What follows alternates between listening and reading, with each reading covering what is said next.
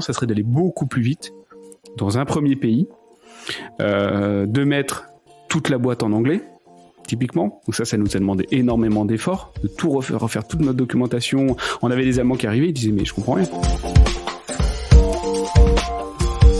Mais dans les premières années, je me disais, je sentais quand même un complexe d'infériorité à me dire bon bah en fait je suis pas au niveau quoi.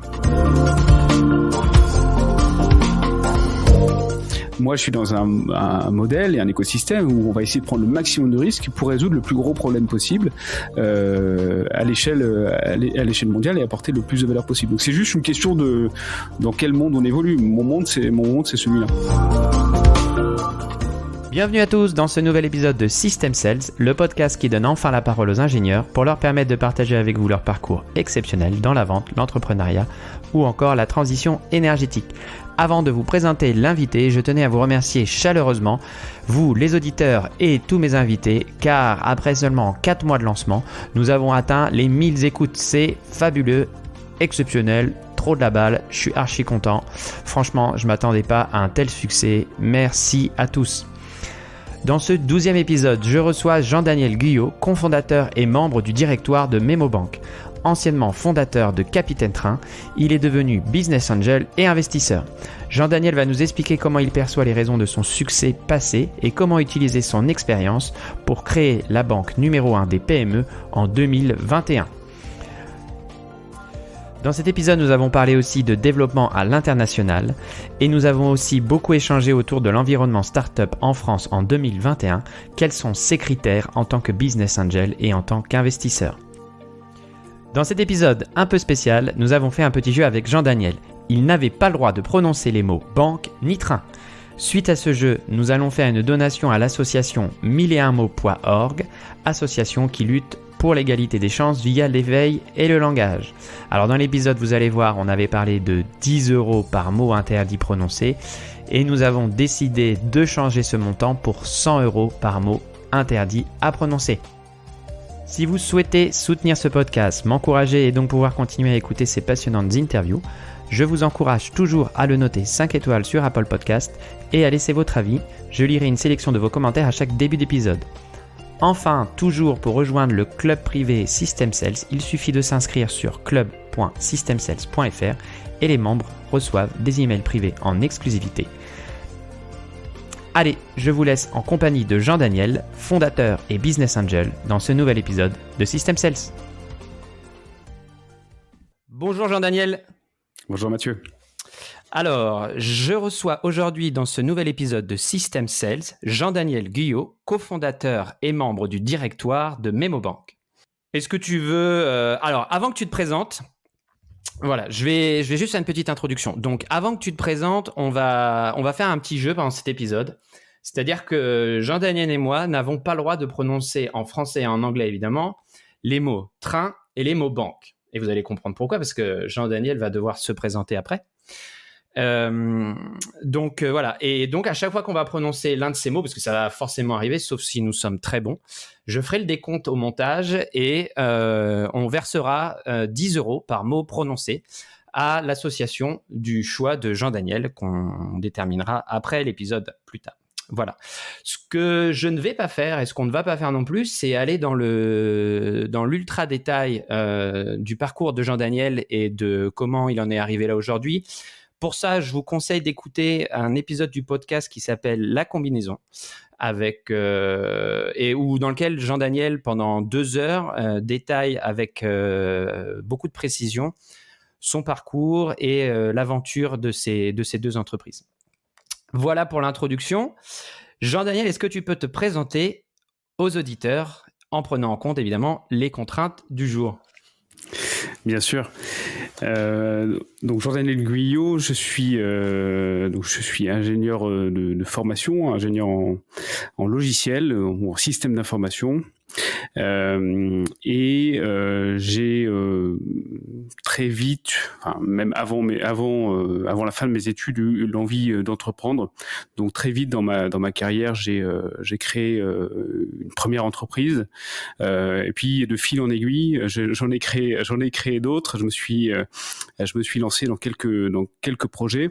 Celui qui a eu le plus de succès pour le moment, c'est un service de vente de billets ferroviaires que vous connaissez sûrement et qu'on a revendu en 2016, et puis on a fait entrer la maison mère en bourse en 2018 à la bourse de Londres.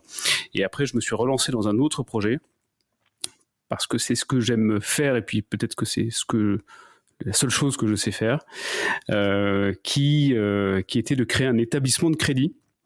Le premier établissement de crédit mais je vais le dire quand même le mot banque une fois parce que c'est plus clair, on veut faire le premier établissement de crédit européen à destination des PME. Et PME pour nous, on y reviendra peut-être, mais des entreprises assez matures qui font en gros à partir d'1 million d'euros de chiffre. Et on considère que c'est celles-ci qui ont été les plus mal desservies dans le marché dans le marché financier sur les 20-30 dernières années. Et donc on veut résoudre ce problème. Très clair. T'es très bon quand même. On peut dire que sur la partie train, tu l'as jamais dit encore. Hein. Mais voilà, comme ça, moi aussi, quoi qu'il arrive, je mettrai 10 euros au pot, quoi. Ouais, et ben écoute, je pense que comme introduction, c'était pas mal du tout. Aujourd'hui, je voulais surtout qu'on discute avec toi de 3 choses. Enfin, parmi d'autres, je pense que l'interview va être assez libre. Je voulais qu'on prenne un petit peu de recul par rapport à comment t'étais quand t'étais jeune, et quels sont les conseils qu'on peut donner. Je voulais qu'on parle aussi un peu d'expansion à l'Europe, parce que c'est un sujet, je pense, qui va intéresser les entrepreneurs de start-up françaises. Je voulais qu'on parle aussi un petit peu de méthodologie et de comment réussir un petit peu ces levées de fonds. Voilà, 3 sujets assez vastes. Donc, on va essayer de tenir quand même l'horloge. Je reviens un petit peu en arrière. Revenir en arrière. Comment aujourd'hui, avec le recul, tu évalues ton parcours justement, et quels conseils tu donnerais à ton toi, Jean-Daniel de 20 ans justement? Est-ce que tu referais les mêmes choix, ou tu prendrais des raccourcis pour aller encore plus vite? Je ferais évidemment des choix soit différents, soit j'opterais pour beaucoup de raccourcis que j'ai découverts, mais j'ai souvent tendance à dire parfois il n'y a pas de raccourci pour apprendre certaines choses. Il faut faire des erreurs, il faut buter sur certains trucs, il faut aussi avoir énormément de chance. Je considère que j'ai été très très chanceux dans ma vie personnelle et professionnelle. Et du coup, oui, il y a plein de choses que je referais différemment. Mais malgré tout, ça m'a permis aussi d'apprendre énormément de choses. Le fait, par exemple, de faire beaucoup de métiers différents, de faire des métiers qui sont des métiers soit physiques, par exemple, l'été, de faire des métiers qui sont très divers, que ce soit de travailler. Alors moi, mes parents étaient dans la région des pruneaux d'Agen, donc tout le monde est un peu dans les fruitiers quand on veut avoir un boulot d'été. Mais le fait de pousser des pruneaux pendant des heures et des heures sous la chaleur, et ne faire que ça de toute une journée, ou faire du tra-8 à laver des usines de haricots verts, tout ça m'a appris plein de trucs. Ça m'a appris énormément de choses. Donc je pense que ce que je pense être hyper intéressant, si je me donnais un conseil, je l'ai pas fait, je l'ai fait parce que je devais le faire, parce que je devais gagner de l'argent, tout simplement, parce que sinon, je voulais vivre normalement. Donc j'ai fait beaucoup de métiers différents. Mais si je devais me donner un conseil, c'est justement d'avoir cette variété de métiers, de découvrir plein de choses, de découvrir des métiers qui sont pas forcément des métiers tertiaires, de comprendre comment réagissent les personnes. Donc, donc ça m'a appris énormément. Et si c'était à refaire, je le referais consciemment. En tout cas, je l'ai fait inconsciemment, mais je le referais consciemment. Ensuite, moi, j'ai toujours eu envie d'entreprendre. Autant que je me souvienne. Donc je me rappelle que pendant l'école, je me faisais des plans. Alors évidemment, on est toujours dans les on essaie toujours de régler les problèmes qu'on a autour de soi. C'est difficile d'inventer des projets qui sortent de nulle part. Donc moi, par exemple, quand j'avais, je sais pas, 18 ans et que je m'étais construit mes premiers ordinateurs, évidemment, la première chose que je pensais faire, c'était faire une boutique pour vendre des ordinateurs, parce que c'était ce que je savais faire. Alors à l'époque, on construisait ces ordinateurs. Ça n'existe quasiment plus, mais c'était la norme à l'époque. Où je crée des petits projets. J'ai toujours eu cette sorte de frustration on peut faire mieux. On peut toujours faire mieux. Et donc au début c'était juste des choses sur du papier, et puis de fil en aiguille, petit à petit, aussi avec la junior entreprise à l'INSA, j'ai monté des projets, j'ai commencé à m'organiser, j'ai commencé à faire des choses, et puis ça a été une continuité, ça a été quelque chose d'assez naturel pour moi de créer des projets.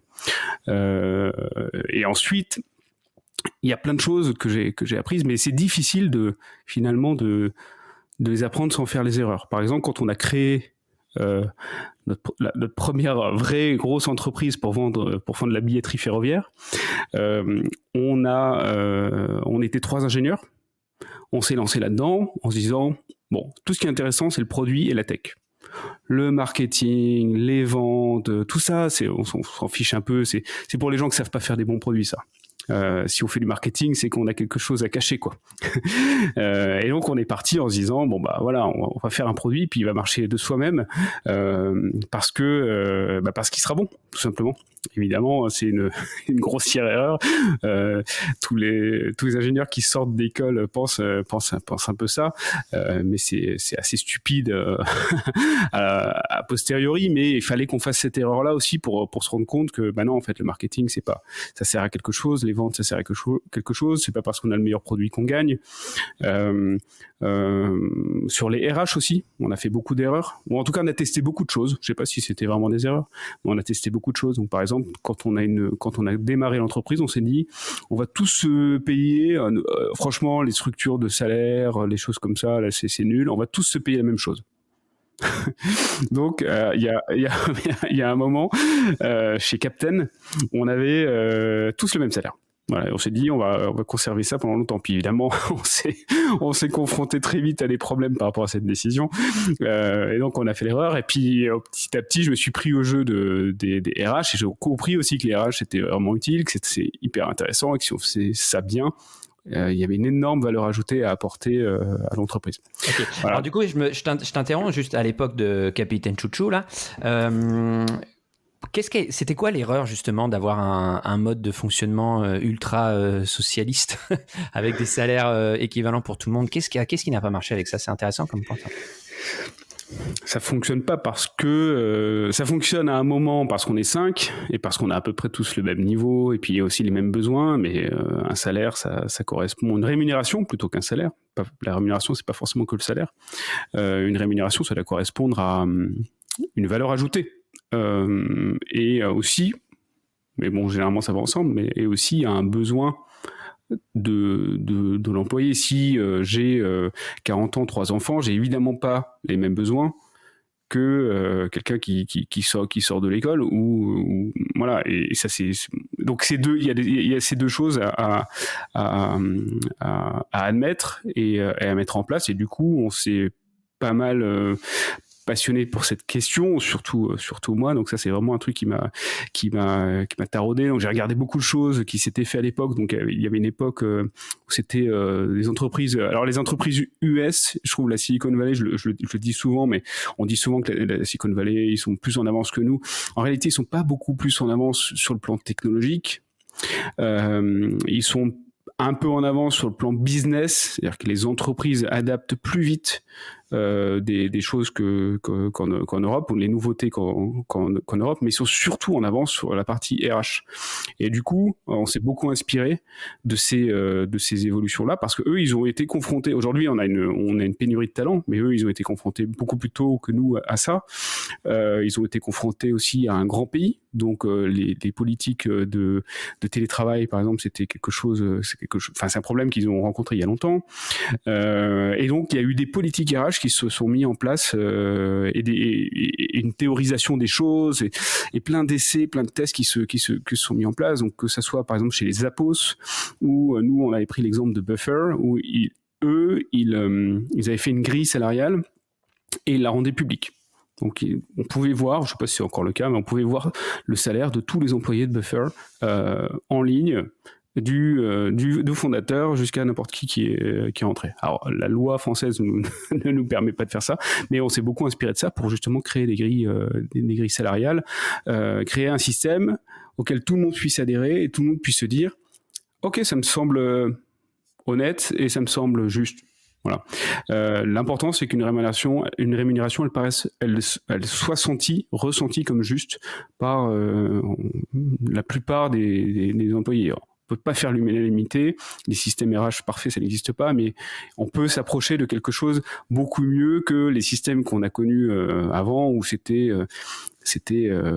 très obscur et tout. Par exemple, alors typiquement en tant qu'ingénieur, quand on sortait de l'école et qu'on allait dans des grandes boîtes, j'ai plein d'amis, peut-être que toi aussi tu as vécu ça, où on rentrait dans une grille salariale où, par exemple, le salaire était lié au diplôme qu'on avait eu.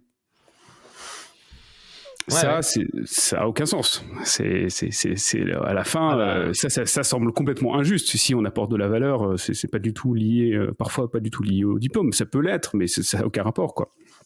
Je crois que de mémoire, j'ai abordé ce point avec Franck Neal dans l'épisode 1 du podcast, justement, où il me disait quand dans le système, lui, il avait travaillé en Angleterre, dans le système anglo-saxon, tout le monde rentre à un salaire à peu près équivalent en fonction de son expérience, etc. Mais à peu près, voilà. Et après, ils font monter les gens assez rapidement en fonction de leur capacité de démontrer dans leur poste et dans l'entreprise, quoi. C'est un petit peu le même...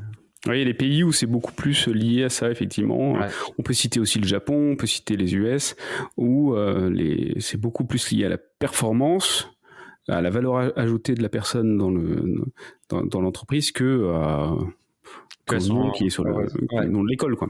Ouais, tout à fait. Ouais. Et vas-y, excuse-moi. Ouais, non. Et du coup, j'ai même créé une boîte sur ça. Alors, je suis cofondateur, mais je suis pas du tout opérationnel, qui s'appelle ClearEdge sur cette question-là, parce que ça me passionne tellement que je pensais qu'il fallait vraiment en faire quelque chose. Donc, et le but de ClearEdge, c'est ça, c'est comment mettre en place un système de rémunération qui puisse évoluer, qui colle justement à la réalité du marché, et qui satisfasse tous les employés, et puis qui aussi facilite le travail des RH. C'est quelque chose qui m'a toujours tenu à cœur. Ok. Je refais un peu la parenthèse RH. Tu nous offres une petite transition avec la mention de ton autre projet. Comment aujourd'hui t'es focus à 100% sur l'entreprise Memobé, ou tu es multicasquette et tu as des multiples projets sur la table, et parce que voilà, comment tu gères ton emploi du temps aujourd'hui? Ah oui, 100% de mon temps, c'est sur l'établissement de crédit qui s'appelle Memobé, effectivement. Et puis les pourcents en plus sur d'autres projets, soit en tant que business angel, soit ça m'est arrivé du coup avec ClearEdge de créer une boîte mais sans être opérationnel et de laisser les opérations à des gens de confiance. Mais oui, 100% du temps sur le projet principal. Ok. Et je reviendrai sur la question des business angels justement, mais juste un petit point. Du coup, en termes de productivité aujourd'hui, est-ce que tu as des choses particulières que tu as mis en place? Tu as l'air d'être quelqu'un, déjà une formation ingénieur qui crée depuis longtemps. Enfin, tu as l'air d'aller à fond dans les sujets. Est-ce que toi, tu t'es appliqué des méthodologies de productivité particulières ou... J'en ai essayé beaucoup. Je pense que ouais, c'est quelque chose d'assez intéressant, mais après ça a beaucoup évolué en fonction de mon métier. Parce que en fait, je suis progressivement passé d'ingénieur logiciel à directeur, chef d'entreprise, manager, ce qui change beaucoup les choses. Donc je dirais que quand j'ai commencé ma première grosse entreprise et que j'étais un des principaux développeurs, forcément je travaillais beaucoup sur ma productivité personnelle. Comment je peux être le plus efficace, comment on peut avoir des organisations de produits qui sont les plus efficaces possibles, comment je répartis mon temps, quels outils je vais utiliser. Donc l'expert aujourd'hui de la productivité, un des experts français, c'est Jonathan Lefebvre qui travaille avec moi. Vous pouvez aller regarder son blog, c'est hyper intéressant. Moi, j'utilise toujours pour la productivité personnelle. Mais aujourd'hui, moi, mon métier, c'est plus la productivité de l'entreprise. Comment le projet va aller le plus vite possible, sans parler de ma personne à moi. Ok. Donc, et sur ce sujet-là, justement, sur la productivité de l'entreprise, qu'est-ce que tu peux nous dire un peu ? Alors c'est là que mon métier a énormément évolué. D'abord parce que d'une part, il a fallu que je réfléchisse à des systèmes d'organisation. Ce qui est assez complexe au final. C'est des choses qui évoluent énormément, surtout dans le logiciel. Comment on va produire le logiciel avec le moins de défauts possible, en étant le plus efficace possible et aussi en étant le plus heureux possible, parce que c'est aussi ça. Il y a une question on est quand même dans des métiers intellectuels. Il faut que il y a une question d'équilibre aussi mental. Comment on fait pour que on coche toutes les cases et que tous les feux soient verts, qu'on soit vraiment heureux de résoudre les problèmes de nos clients en ayant un système efficace. Et puis petit à petit, il y a aussi la question du management.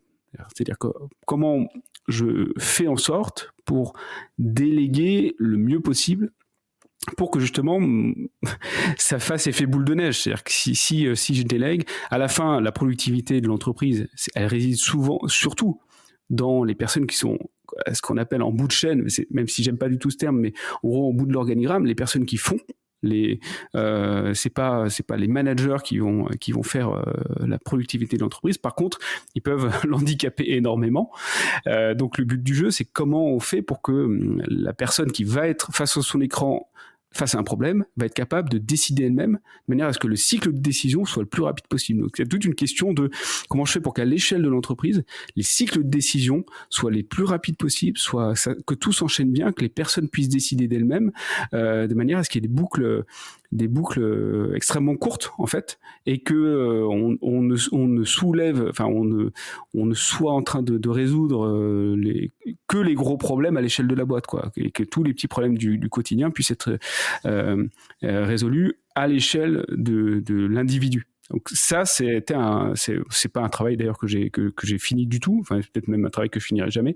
Mais c'est ça qui a changé fondamentalement dans mon métier, entre comment moi j'ai des boucles de décision les plus courtes possibles et je peux être le plus efficace possible grâce à mes outils, grâce à tout, même comment je me mets mentalement dans la meilleure position pour pouvoir travailler. Comment je fais pour qu'à l'échelle d'une entreprise, l'organisation soit la plus efficace possible et que tous les individus puissent être productifs. C'est un processus assez itératif en plus, j'imagine que. Et puis il faut que à mon avis, te battre au quotidien pour que ça reste toujours en place. Enfin, l'empowerment of people, etc.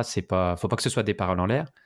Oui. Déjà, et je pense que ça demande c'est une bataille du quotidien, parce que peut-être les gens ont tendance à vite retomber dans les travers de la management dépendance ou des choses comme ça, non ? Alors, je sais pas s'ils ont vite tendance à retomber dans les travers. Par contre, c'est vrai que nous, on est dans des entreprises qui grandissent. Et du coup, le fait de grandir oblige à réinventer et à repenser les systèmes constamment. On ne travaille pas à 2 comme on travaille à 10, comme on travaille à 30, comme on travaille à 100, comme on travaille à 5000. Et il y a toujours un peu de friction supplémentaire, forcément, plus on grandit. Mais voilà, le travail, c'est d'arriver à minimiser la friction pour qu'en fait, à la fin, on arrive quand même à... on peut vraiment se retrouver littéralement dans des systèmes où plus on ajoute des gens, moins on est productif et moins la boîte va délivrer. On en connaît plein des boîtes comme ça. Et ton expérience sur Capitaine Chouchou t'a aidé sur le projet actuel de Memobé? Énormément, parce que j'ai fait énormément d'erreurs. J'ai testé aussi énormément de choses et j'ai vécu cette croissance de 3 à 90, ce qui à chaque étape nécessite en gros tous les 6 mois, 1 an de repenser l'organisation de tout ça, quoi. Et justement, ça,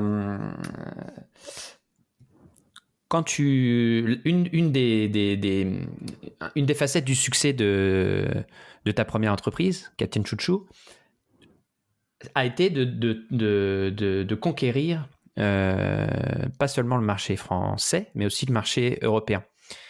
Et ça, c'est assez rare.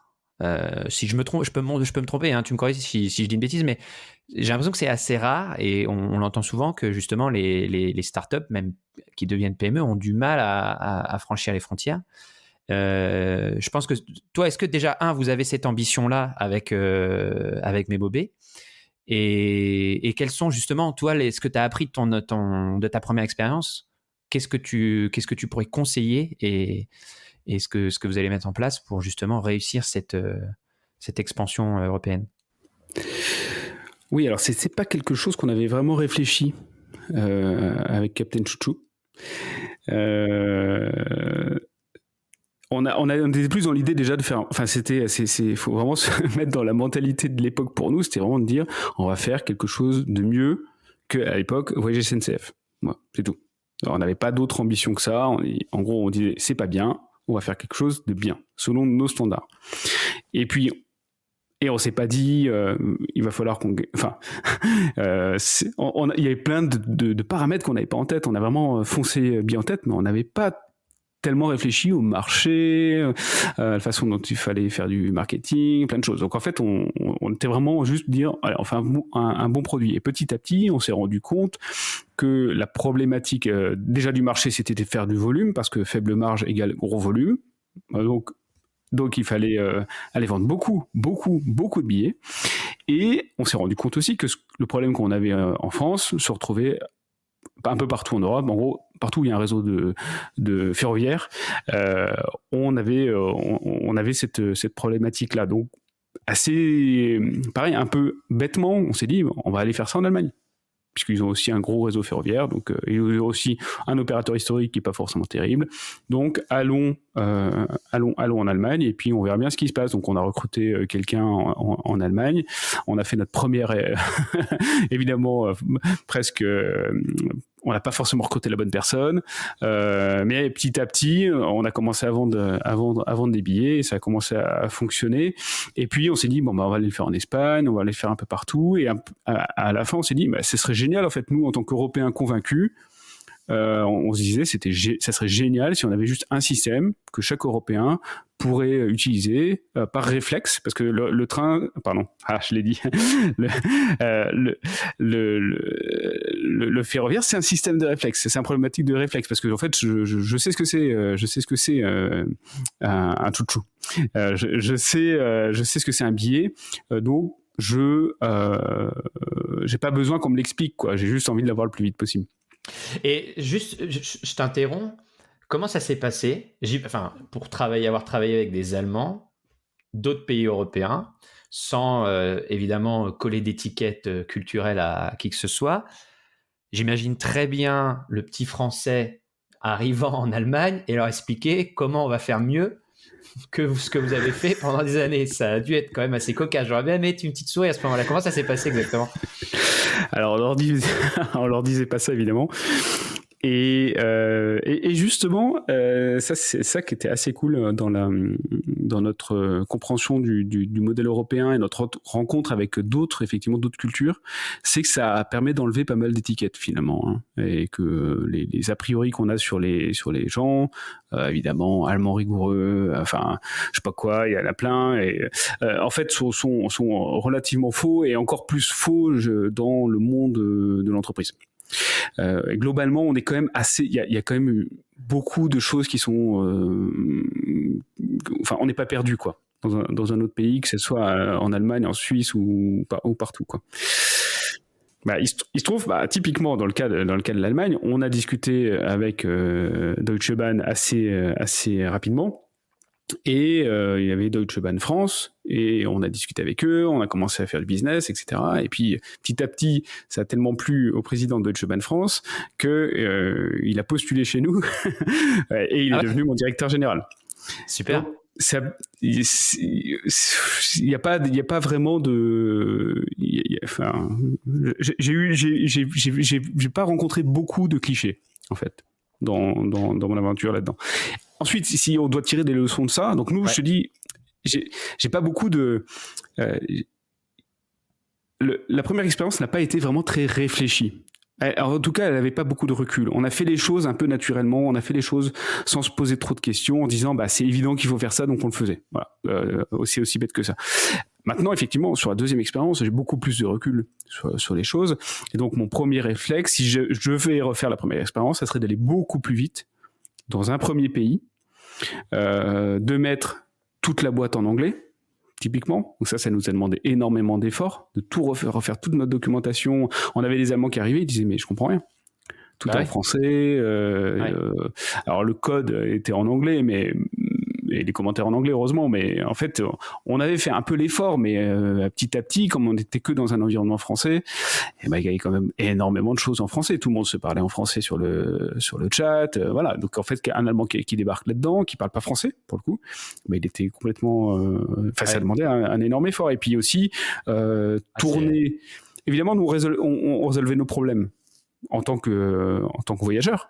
Donc c'était hyper simple. Je le connais par cœur, le système ferroviaire français. Donc c'est simple pour moi de faire un produit. Et donc c'est simple pour tous les développeurs, tous les product managers.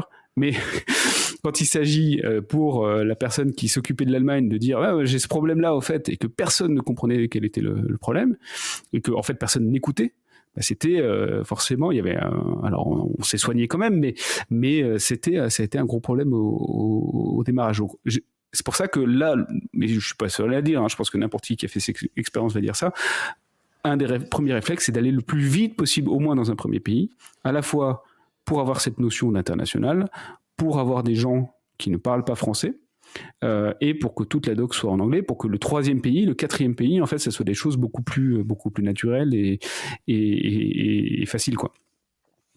Ok.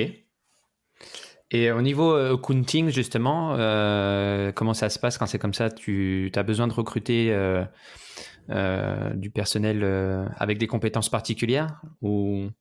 On recrutait avec la même culture et avec les mêmes compétences que ce qu'on a essayé de chercher en France, globalement. Après, on faisait venir les gens en France avec l'idée qu'ils allaient revenir dans leur pays d'origine assez rapidement, ou en tout cas faire beaucoup d'allers-retours. Mais au début, ils étaient sur place, donc employés avec nous, dans la même équipe, dans les mêmes bureaux. C'était une époque où où tout le monde avait des bureaux et on allait tous au même endroit pour travailler. C'est vrai, ça existe, ça? Ça existait. Est-ce que c'est que c'est drôle d'époque? Et justement, là, je reviens un petit peu, sauf si sur ce sujet-là, tu penses à d'autres points. Tu nous as parlé d'aller vite, de passer rapidement sa doc en anglais, de pas se focus sur le français, etc. Toi, d'ailleurs, dans une interview, tu disais qu'au niveau de l'anglais, tu n'avais pas forcément un niveau exceptionnel et que tu as dû bosser un peu cette partie-là de ton... C'est clairement quelque chose que j'ai négligé au cours de mes études, même si j'étais pas un mauvais élève, mais ça n'est pas quelque chose où je me suis dit c'est important pour mon travail.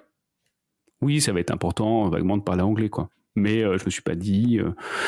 Pour moi, c'était moins important que les maths ou moins important que l'informatique ou d'autres choses. Alors qu'en réalité, on revient à ta première question sur les conseils que je me donnerais. Je dirais que ce serait la chose numéro un. D'ailleurs, si je le vois, enfin, je le fais avec mes enfants, mais bon, beaucoup de monde le fait. Hein, c'est pas, je me sens pas particulièrement intelligent de le faire, mais de les plonger dans des environnements en langue anglaise dès leur plus jeune âge, je sais que ça va leur changer leur vie, quoi. Et je sais à quel point moi ça m'a pénalisé dans des conversations où je me retrouvais d'un coup aux US, typiquement, où j'avais du mal il fallait que je processe le truc, j'étais pas capable de répondre du tac au tac, avec des accents que je comprenais pas forcément. Et donc, je me suis senti vraiment nul par rapport à ça. Surtout que moi, pour le coup, j'ai fait allemand première langue. Allemand, latin, alors allemand, ça peut être intéressant. Latin, un peu moins au jour le jour, même si on y trouve toujours un intérêt. Mais l'anglais, pour moi, c'était un peu, c'était une langue comme ça, quoi. Et c'est un peu le conseil que je donne aux jeunes, aux élèves que je rencontre en école d'ingénieur ou dans ces moments-là. C'est l'anglais, en fait, ça devrait être le numéro un, parce que c'est la communication qui va faire qui va vous donner un boost dans votre carrière. Les gens qui ne savent pas communiquer, que ce soit en français d'ailleurs, hein, ou en anglais, sont forcément limités à un moment ou à un autre dans leur vie professionnelle. Qu'est-ce que tu fais justement avec tes enfants par rapport à ça ? Ça m'intéresse en tout cas. Mais ils ont une nounou, de langue anglaise. Ils ont eu une nounou américaine. Là, ils ont une nounou anglaise et ils sont dans une école bilingue. De manière à ce qu'elle soit vraiment. Moi, j'ai 2 filles et je veux absolument que ça soit entièrement naturel pour elles. Après, on peut peut-être relâcher la pression sur les gens. Je pense que. Enfin, tu vois, moi, de mon point de vue, tu as tout à fait raison par rapport à l'oreille. On prend l'exemple des pays nordiques ou des Pays-Bas où les enfants regardent la télé en anglais, ils ont un anglais à l'école ici. Mais d'un autre côté, voilà, nous, on a été à l'école, on a fait un anglais classique, ça nous a pas empêché de nous développer dans nos carrières internationales. Ça handicape, évidemment, mais je pense qu'il faut arriver à placer le curseur. Parce que c'est vrai que, tu vois, des fois, on culpabilise peut-être en tant que père, ou mère d'ailleurs, de pas mettre la pression sur l'anglais à ses enfants comme ça. Mais voilà. Disons que c'est plus simple de le faire tôt. Ouais. Qu'après coup. Et je me dis que jamais, à moins de vivre les 20 prochaines années dans un pays anglophone, jamais je n'atteindrai un niveau, ni même le niveau d'ailleurs des gens que je rencontre des pays nordiques. Et ça a fait quand même, oui, je suis d'accord qu'on s'en sort. Et je suis d'accord d'ailleurs que c'est pas si grave parce que peu de gens font attention à ça finalement dans le monde professionnel. C'est pas parce qu'on a un accent ou autre. Par contre, ça met quand même dans une position un petit peu stressante. Alors maintenant, pour le coup, c'est naturel et je le fais vraiment sans même réfléchir parfois. Mais dans les premières années, je me disais, je sentais quand même un complexe d'infériorité à me dire bon bah, en fait, ouais, je suis pas au niveau, quoi. Non, mais clairement, moi je me rappelle mes premiers mois chez Dresserand où quand le téléphone sonnait avec un indicatif étranger, je décrochais pas le téléphone parce que j'avais peur de répondre. Justement, j'avais peur de pas comprendre, d'avoir l'air stupide, etc. Avec du recul, ça paraît tellement fou, mais c'est vrai que voilà, je comprends ce que tu dis par rapport à ça. Si tu peux prendre de l'avance par rapport à ça, et c'est vrai que malheureusement le niveau dans les écoles, même si moi je suis surpris, hein, dès la maternelle ils font un peu d'anglais, etc. Mais bon, quand on entend certaines maîtresses qui ne savent pas parler anglais et qui mettent des vidéos YouTube pour apprendre aux enfants l'anglais parce qu'elles-mêmes ne pratiquent pas, bon voilà, ça fait un peu réfléchir, quoi. J'ai interviewé Cyril Pierre de GR, je sais pas si tu le connais d'ailleurs. Non, tu connais pas. Il pareil, un ingénieur qui a fondé des boîtes. Là, actuellement, il est le fondateur de Rocket School. Et on a eu donc un échange sur un des épisodes. Et il me disait que lui avait avait eu un parcours aussi assez successful avec ses entreprises. Et aujourd'hui, ce qu'il aimait en France, c'est justement l'écosystème de Business Angel et l'envie qu'ont les entrepreneurs à succès de repartager ce qu'ils ont eu eux-mêmes et ce qu'ils sont. Comment tu nous as dit que tu étais toi-même Business Angel. Est-ce que tu peux nous dire déjà qu'est-ce que c'est, nous expliquer un petit peu en quoi ça consiste et pourquoi tu t'es aussi positionné dans ce rôle-là? Alors, je me suis positionné assez naturellement parce qu'effectivement, on a toujours dit que les modèles US fonctionnaient parce qu'il y avait des réseaux de business angel qui étaient extrêmement performants et massifs surtout. Si on compare encore les réseaux de business angel américains et européens, je crois que c'est de l'ordre de 10 fois plus gros. Donc il y a une vraie grosse différence et il y a une culture de quand j'ai un peu d'argent de côté. C'est pas forcément beaucoup d'argent, hein, mais j'ai un peu d'argent de côté, je vais aller le mettre dans un projet auquel je crois, et je suis prêt à prendre un peu plus de risques du coup que juste de le placer dans la banque. Et j'ai dit ce mot.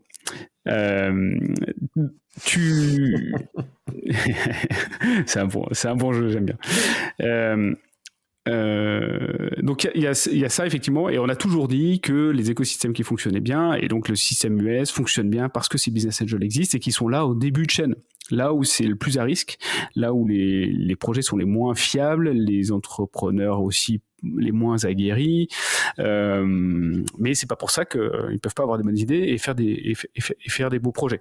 Donc je pense qu'il y a un réflexe de tout l'écosystème d'avoir intégré complètement cette leçon et de se dire il faut que quand moi j'ai tiré les fruits d'une vente ou que j'ai mis un peu d'argent de côté, il faut que je réinvestisse dans l'écosystème parce que c'est ça qui va contribuer à la création de valeur, à la création de richesse, à la création d'emplois. Et donc c'est important. Ça, je pense que tout le monde l'a intégré et je connais même pas en fait d'entrepreneurs ou d'entrepreneuses qui réussissent un projet d'une manière ou d'une autre. Il y a plein de façons de le réussir d'ailleurs, qui mettent un peu d'argent de côté. J'en connais pas qui ne réinvestissent pas derrière. C'est le premier réflexe. Et après, on a aussi un système génial en France qui permet de réinvestir, qui incite fiscalement à réinvestir. Alors je me rappelle plus exactement du terme, mais en gros on a la capacité. Donc moi j'ai revendu mes parts que j'avais dans ma boîte, et j'ai eu la possibilité de mettre une partie de cet argent dans une holding, et si je réinvestissais la moitié de l'argent que je passais dans la holding dans les 2 ou 3 ans, je pouvais avoir ce qu'on appelle un report d'imposition, donc je n'étais pas imposé sur mon revenu. Donc c'est un mécanisme qui est assez intéressant et qui permet donc d'isoler de l'argent que en gros la personne, moi, ne récupère pas cet argent à titre personnel, mais le mettre dans une structure dans le but d'investir. Et ça c'est vraiment très efficace, et tous ceux qui sortent un peu d'argent d'un projet le font parce que en fait c'est évident qu'il faut c'est le meilleur moyen de le faire, tout simplement. C'est comme ça généralement qu'on devient business angel. Tu as été conseillé justement quand excuse-moi, je vais faire la comparaison avec quand tu gagnes l'auto, la Française des Jeux, j'imagine, te conseille pour placer ton argent ou en faire quelque chose d'intelligent. Est-ce que toi, sans comparer ça à gagner l'auto, même si ça doit ressembler un petit peu, est-ce que toi justement, sérieusement, est-ce que tu as été conseillé ou t'as eu des sollicitations néfastes, comment ça s'est passé justement l'après? Oui, pas mal de sollicitations forcément. Dès qu'on est on est dans les échos et qu'on fait une des plus grosses exits françaises, c'est sûr qu'on est sollicité. Donc moi, ce que j'ai fait, c'est que j'ai tout simplement par conseil choisi quelqu'un pour m'accompagner là-dedans, et qui me permet au jour le jour de gérer ça intelligemment, de diversifier mes investissements, de comprendre fiscalement, parce que ça reste quand même un beau bazar. Il faut quand même bien comprendre ce qu'on fait. Et donc j'ai quelqu'un qui m'accompagne là-dessus. Et voilà, et c'est aussi simple que ça finalement. C'est pas très complexe. D'accord. Pour rester sur le sujet, justement, tu disais donc tu investissais de l'argent dans des entreprises. Quels sont tes critères de sélection justement? pour voir si ton investissement va être pas forcément rentable, mais en tout cas vaut le coup. Est-ce que tu as des critères particuliers et est-ce que justement la sustainability, l'écologie font partie de tes critères aujourd'hui prioritaires? Alors le premier critère, c'est quand on investit, pour moi en tout cas, mais c'est vraiment des recettes que tout le monde a, je pense, c'est l'équipe. Donc souvent, j'investis dans des équipes soit auxquelles j'ai déjà confiance, dans lesquelles j'ai déjà confiance parce que je connais bien les personnes. Il y en a un certain nombre qui sont sortis de ma première boîte dans lesquelles j'investis. Et il y a aussi la partie projet. Il faut évidemment que j'y croie. Donc il y a généralement ces deux facteurs qui comptent. L'équipe étant évidemment le numéro 1 sur la liste, quoi. Parce que un projet ça peut évoluer, des fichiers Excel ça change aussi, des business plans ça veut jamais rien dire. Donc c'est souvent quand même l'équipe qui est le plus important et c'est l'équipe qui va se débrouiller pour si elle n'est pas sur la bonne piste, changer de piste et puis c'est pas très grave. Et après sur la partie sustainability, ça je le fais plutôt dans mes investissements non start-up, on va dire, où je fais attention à ce que quand je place de l'argent, il y a un bilan carbone. J'investis pas dans les choses auxquelles que je n'aime pas et qui sont évidemment des gros émetteurs de carbone. Ça maintenant les banques, les systèmes, enfin tout le système de régulation fait qu'on peut avoir cette information et c'est très demandé par ceux qui investissent. Du coup, on peut avoir l'info et on peut écarter les investissements qui émettent pas mal de CO2. Donc tu mélanges pas les deux critères. Enfin, tu mélanges pas les deux évaluations. Enfin, c'est. Je sais pas vraiment ce que ça veut dire. J'investis souvent dans des boîtes qui font du logiciel. Donc par définition, à moins qu'elles fassent du Bitcoin, et ça, je n'investis pas là-dedans, elles n'émettent pas de CO2. Oui, d'accord. Mais tu vas pas cibler en priorité des projets, même SaaS ou logiciels ou quoi, qui vont aider à transiter. Déjà, il y en a peu. Ouais. Et deuxièmement, il faut qu'ils me soient présentés. Donc, ça fait deux choses qui fait qu'il y en a pas forcément beaucoup. Et après, je pense aussi qu'avec le logiciel, ça permet quand même, le logiciel est consommateur d'énergie quand on fait n'importe quoi avec, comme avec des bitcoins. Mais en toute logique, si on prend l'exemple de Memo, vu toutes les évolutions logicielles et le fait qu'on ait tout repensé de zéro, mécaniquement, si on atteignait la taille de nos concurrents historiques, aujourd'hui, on consommerait largement moins de CO2 parce qu'on serait beaucoup plus efficace en termes de logiciel, en termes d'équipe, en termes d'organisation. Donc je pense que tout projet qui aujourd'hui essaie de rebâtir sur des bases plus saines va par définition être plus efficace et donc consommer moins de CO2. Et c'est quoi un projet dans lequel tu crois? Tu nous as dit que tu avais ton critère, c'était l'équipe, et un projet dans lequel tu crois. C'est quoi un projet dans lequel tu crois en fait? C'est quand les fondateurs m'ont convaincu. Mais là, il faut pas seulement qu'ils soient beaux parleurs. Enfin, convaincu dans quel sens? Ouais, mais dans le sens où on dit souvent qu'il faut investir uniquement dans ce qu'on comprend. Bon, c'est vrai, et puis c'est pas forcément vrai. Je pense qu'il faut aussi. En fait, le truc, c'est que souvent la valeur qu'on apporte dans une industrie, c'est dû à la capacité de comprendre l'industrie et de voir quels sont les éléments de cette industrie qui sont grippés là où en fait on pourrait changer une pièce pour que ça marche mieux. Et on peut pas connaître toutes les industries, donc faire confiance à une équipe, ça permet de se dire ok, lui il va être assez malin, assez intelligent, ou elle va être assez curieuse pour comprendre là où elle peut apporter de la valeur, là où l'entreprise peut vraiment se placer, comprendre le marché. Donc ça, je peux pas non plus comprendre sur tout. Donc je suis loin de comprendre toutes les industries dans lesquelles j'investis. Par contre, ce qui est intéressant, moi, à titre personnel, c'est que justement, ça me permet de comprendre certains trucs. Donc quand j'investis par exemple chez Agricool, alors là pour le coup on est dans une démarche vraiment d'écologie et comment en gros on nourrit tous les humains de la terre sans la détruire. j'y connais rien en fruits et légumes, quoi.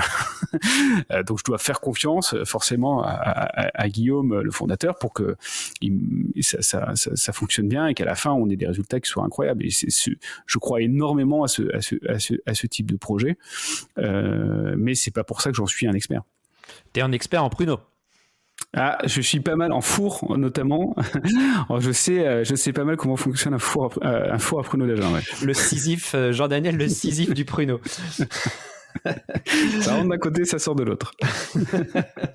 Et non, mais ce qu'on dit, là, je rejoins ce que tu dis. Je veux dire, sérieusement, un bon vendeur, c'est pas quelqu'un qui va vendre justement un frigidaire à des Esquimaux, mais un bon vendeur, c'est quelqu'un qui va vendre de la valeur. Et je pense qu'arriver à convaincre, plus tu vends de la valeur, plus tu résous un problème évident, il est facile de convaincre. Et je pense que toi, tu te laisses, entre guillemets, t'es sensible à ça. Je veux dire, enfin, quand tu dis convaincre, c'est, voilà, tu sens que la personne, elle va apporter de la valeur quelque part, quoi. Je suis très sensible aux personnes qui essayent de résoudre des problèmes de fond de manière ambitieuse. Donc si on revient sur Agricool, c'est vraiment un problème majeur. C'est-à-dire qu'en gros, aujourd'hui, on peut pas nourrir comme on nourrit aujourd'hui les pays les plus avancés, comme en Europe, aux US, on peut pas nourrir l'intégralité de la terre comme ça. C'est juste pas possible. Mécaniquement, c'est pas possible. Il y a pas assez de terre pour cultiver. La façon de cultiver a un peu évolué dans les dernières années, dans les 100 dernières années évidemment, mais on n'a pas non plus fait x10 quoi. Et on utilise des surfaces qui sont monstrueuses pour cultiver, simplement parce qu'on cultive en 2D quoi. On cultive à plat et on cultive dans un substrat qui est le moins pire pour les fruits et légumes, mais qui est pas forcément non plus génial. Et donc on peut tout à fait inventer des systèmes. Guillaume parle de paradis du fruit ou paradis du légume, où en fait les fruits et légumes poussent beaucoup mieux avec 10 fois moins d'eau, 100 fois moins de surface, pas de pesticides. Enfin, je veux dire, pour moi, je comprends même pas que ça soit pas un problème qui essaie de résoudre tout le monde en fait. Et pour moi, j'adore ce genre de sujet où en fait le problème il est évident. L'approche elle est aussi en fait logique, tout est logique dans le truc, c'est une continuité. La question c'est juste de le faire en fait. C'est Super. souvent ça. Hein. Super. Je cherchais un interlocuteur justement sur ce sujet-là et je ne savais pas par où commencer. Donc, je te demanderai les coordonnées de Guillaume en off. Ce sera un prochain invité. Il est ingénieur, rassure-moi. Oui. Ah bon, ça va. Parce que je m'interdis d'inviter des non-ingénieurs. Désolé pour une ingénieure. Il n'y a aucun jugement de valeur, mais c'est quand tu lances une ligne éditoriale, malheureusement, tu t'enfermes dans un truc. Il faut bien faire des choix. Qu'est-ce que du coup j'essaye de sans vouloir me répéter et te faire répéter, on a eu tes critères d'un point de vue investisseur. Quel conseil tu donnerais aux personnes justement qui se présentent devant toi? Enfin, j'imagine que c'est pas une salle de classe, mais voilà, on imagine, ils se présentent devant toi. Quel conseil tu donnerais aujourd'hui pour les personnes qui veulent lever des fonds et qui amèneraient un projet et qui voudraient justement obtenir quelque chose, pas de toi, hein, d'un business angel, hein, pas de toi en particulier. Je veux pas que tout le monde t'appelle demain pour. Non, mais avec plaisir. Non, mais c'est deux choses assez différentes de convaincre un business angel et de convaincre un investisseur professionnel. D'accord. Ce sont des choses. C'est à différents moments de la vie de l'entreprise. On va pas convaincre des business angels une fois que la boîte coûte très cher et juste pour qu'il ait un pouillème de l'entreprise. Donc souvent on contacte des business angels en amont, au début du projet, et puis on contacte des investisseurs professionnels ensuite. Et donc généralement des business angels se laissent convaincre par des choses qu'ils comprennent, qu'ils connaissent ou sur lesquelles ils ont envie qu'ils ont envie de comprendre. Souvent, c'est souvent ça. En tout cas, c'est mon cas. Donc moi, j'investis dans des gens qui ont des problèmes relativement simples, qu'ils essayent de solutionner avec de manière relativement simple, mais par contre, avec beaucoup d'ambition. Parce que le but, évidemment, de ces projets, si je reprends Agricool, c'est pas de faire 3 fraises, quoi. C'est pas marrant. On s'en fiche. C'est cool, mais le but, c'est de changer la façon dont on va se nourrir pour que derrière, tout ce qui est terre agricole redevienne de la forêt comme ça aurait toujours dû être. il y a voilà, et qu'on puisse nourrir évidemment 7 milliards de personnes et bientôt bien plus. Mais du coup, tu te projettes. Enfin, j'ai écouté. Enfin, je connais un peu du coup ton parcours en ayant écouté un petit peu. On en a peut-être moins parlé ici, mais voilà, c'est une de tes caractéristiques, un de tes traits de caractère. T'es quelqu'un qui a de l'ambition, qui a toujours essayé de voir un peu grand. Donc, indirectement, tu te projettes un peu dans la personne qui va venir ou dans le projet qui t'est proposé. Tu te projettes. Enfin, t'essayes justement de dire voilà, moi, mes facteurs de réussite, ça a été justement d'être ambitieux. Et du coup, oui, mais parce que c'est ça, mais c'est mon monde, c'est l'écosystème aussi, c'est l'écosystème startup. Il n'y a pas de startup ambitieuse. Sinon, c'est pas une startup. Et c'est pas grave. Je veux dire, c'est pas du tout, encore une fois, comme tu disais, c'est pas un jugement de valeur. Il y a des entreprises qui sont faites et à partir du jour 1, elles sont rentables. Et ben très bien, c'est super. Demain, tu fais une boulangerie, une boucherie, elle sera rentable, sera efficace, ça marche bien, tu vas générer un revenu et c'est génial. Bon, mais ce genre de business-là n'a pas besoin d'investisseurs qui vont prendre des risques. Moi, je suis dans un modèle et un écosystème où on va essayer de prendre le maximum de risques pour résoudre le plus gros problème possible à l'échelle mondiale et apporter le plus de valeur possible. Donc, c'est juste une question de dans quel monde on évolue. Mon monde, c'est celui-là. Ok. J'ai encore quelques questions, malgré le fait qu'on arrive, on a passé les 50 minutes, je vais quand même les poser parce que quand on a un invité de ce calibre-là, voilà. Ah oui, j'avais dit, Jean-Daniel aime bien quand il passe de la pommade, on m'avait dit ça en off, je sais pas. C'est pas du tout. Il y a deux choses.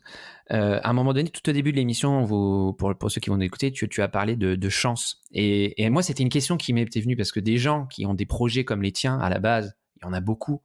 Et je me suis dit, mais merde, à un moment donné, il a eu un fantastique coup de bol quand même, Jean-Daniel. Non ? Ouais, tu le reconnais, mais est-ce que aussi... Oui, mais ça serait fou de ne pas le reconnaître. Il y a un alignement des étoiles, mais il y a eu aussi un facteur X, tu penses ? Il y a eu un truc qui a fait que... Il y a une partie de chance dans tout projet, il y a une partie de chance dans tout, dans toute rencontre sportive, dans la vie de manière générale. Il y a toujours une partie de chance. Et nous, on en a eu beaucoup. Comme je t'ai dit, on n'a pas forcément bien réfléchi. Aujourd'hui, sur mes mots, enfin, c'est un projet qui est réfléchi. On a analysé le marché, on sait ce qu'on fait. On est beaucoup plus rigoureux qu'on aurait pu l'être sur Captain. Et donc forcément, il y a une partie de chance, il y a une grosse partie de chance dans tout projet. On a rencontré les bonnes personnes, on était au bon moment, on a eu des réflexions qui n'étaient pas forcément très intelligentes, mais ils ont quand même fonctionné. Par exemple, on est rentré sur un marché uniquement parce que le marché s'ouvrait. Donc le 5 février 2009, le marché de la billetterie ferroviaire s'est ouvert suite à une décision de l'autorité de la concurrence, un truc qui a été démarré en 2002, donc 7 ans après. Nous, on arrive ce jour-là, on lit le truc dans le monde et on se dit, bah allez, on démarre le projet.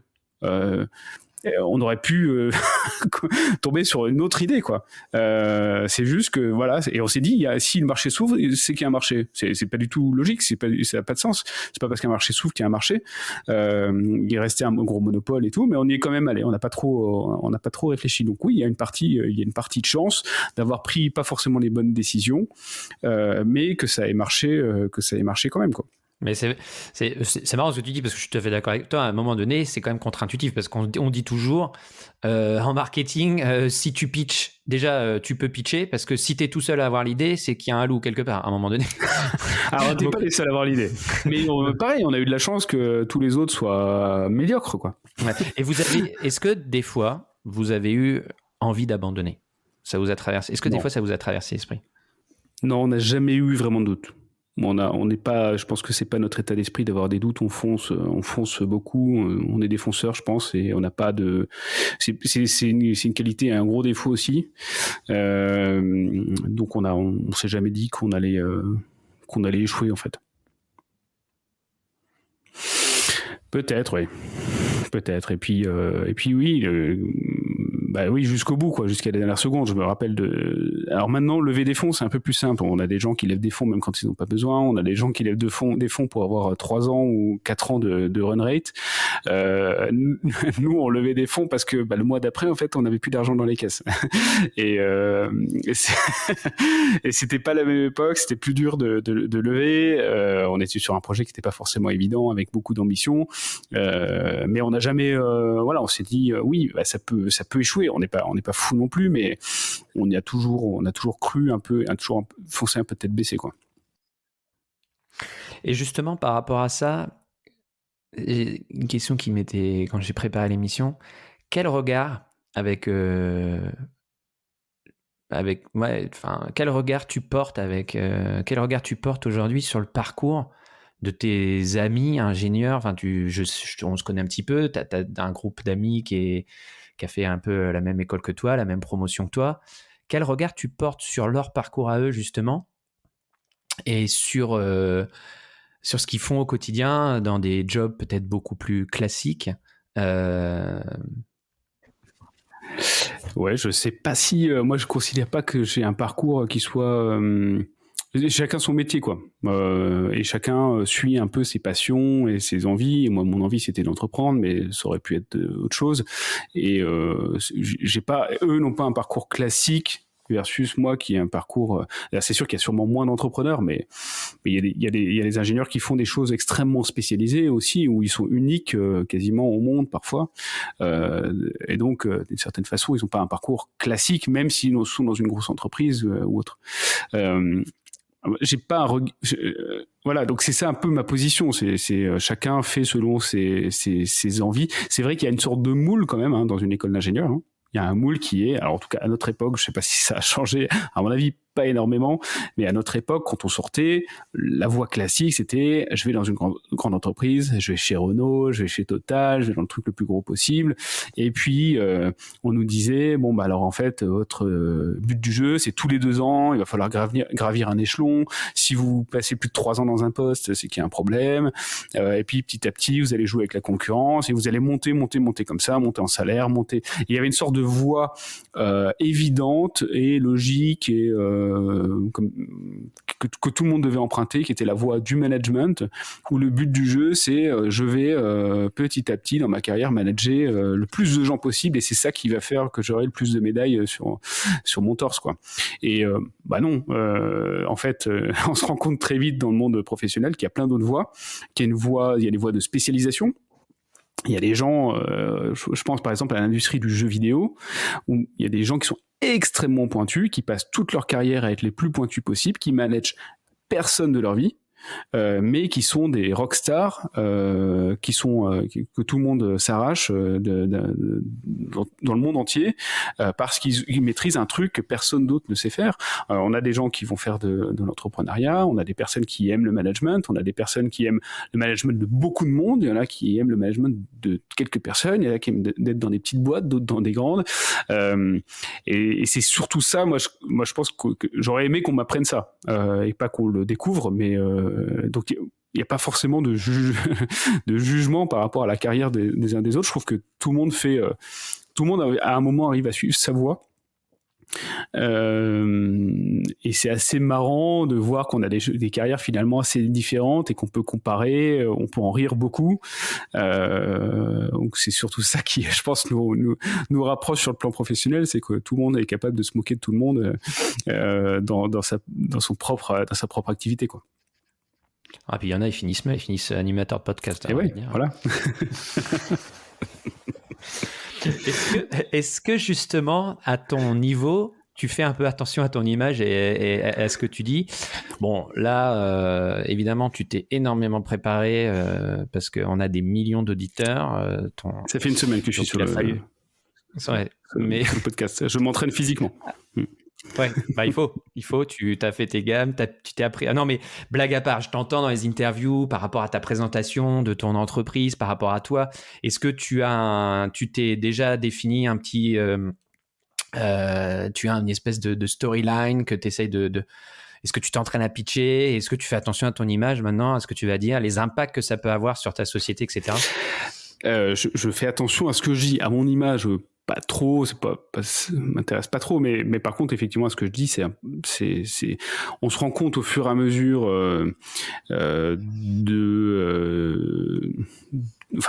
avec l'expérience et avec aussi ma position de fondateur, qui est une position assez spécifique dans une entreprise, que tout peut être interprété de diverses manières.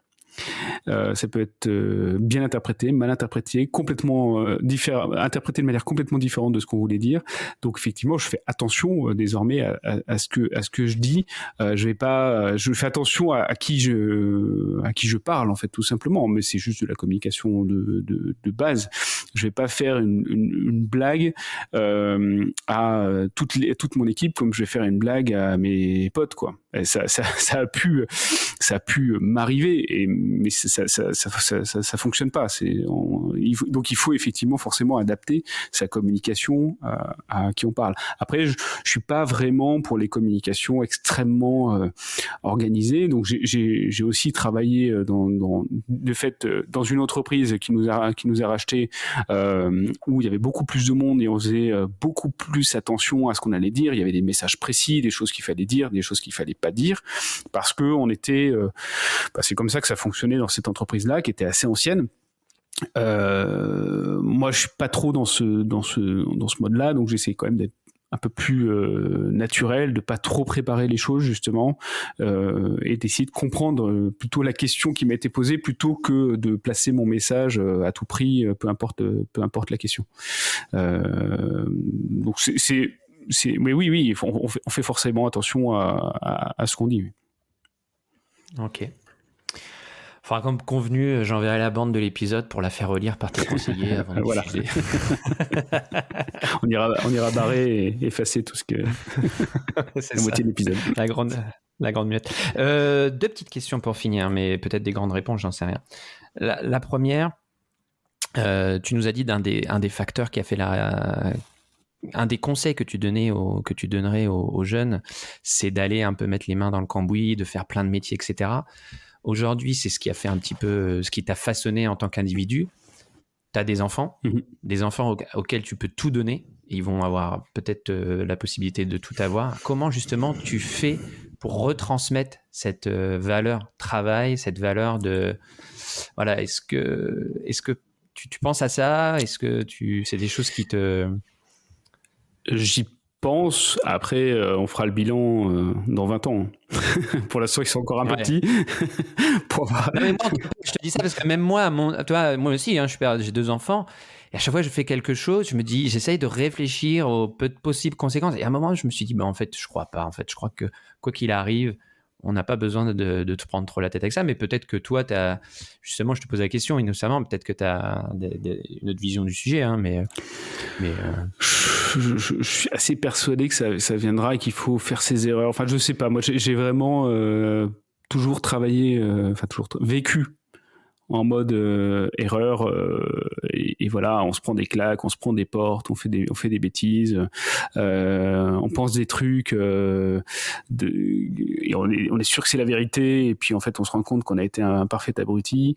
Donc j'ai plutôt cette attitude-là, eu toujours cette attitude-là dans ma vie, et j'ai plutôt envie de transmettre ça en fait, de se dire finalement je dirais pas que je me suis débrouillé par moi-même, mais j'ai fait mes propres choix, et certains choix étaient bons, certains choix étaient mauvais, et j'ai toujours su, ou en tout cas essayé de réaliser que mes choix étaient mauvais quand ils étaient mauvais, et c'est pas j'ai plus une éducation moi personnellement de liberté par rapport à ça, et j'essaie plutôt d'être dans ce mode-là avec mes enfants. Mais ils savent pas encore qu'ils vont devoir aller pousser des chariots de pruneaux l'été dans quelques années. Ça, tu leur as pas dit encore. Non, pas encore, mais ils le feront, ça c'est à peu près sûr.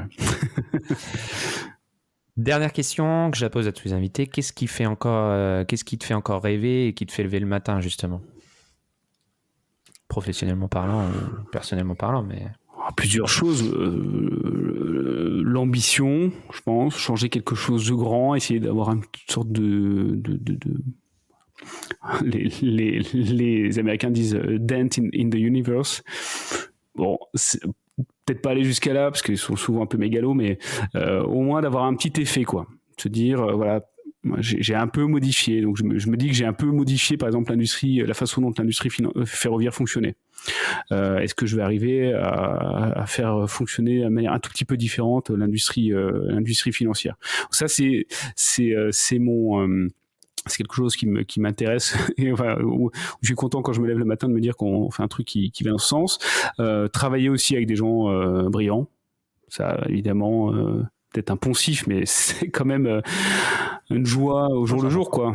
Dire je travaille avec des gens qui sont tellement compétents, tellement meilleurs que moi, qui font avancer les sujets et en plus qui sont sympas, avec qui vraiment j'ai du plaisir à travailler.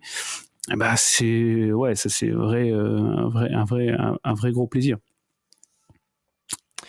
Ok, écoute, je te propose que ce soit le mot de la fin. Je te remercie beaucoup pour ta dispo, pour ta participation. J'espère que tu as passé un bon moment. Bien sûr. Bien sûr. Et puis, je donne rendez-vous aux auditeurs pour le prochain épisode. Merci Jean-Daniel. Merci beaucoup Mathieu. Voilà, j'espère que cet épisode vous a plu. Et si c'est le cas, comme d'habitude, partagez-le autour de vous. Notez-le 5 étoiles et laissez un petit commentaire. Merci à tous, à bientôt, boujou!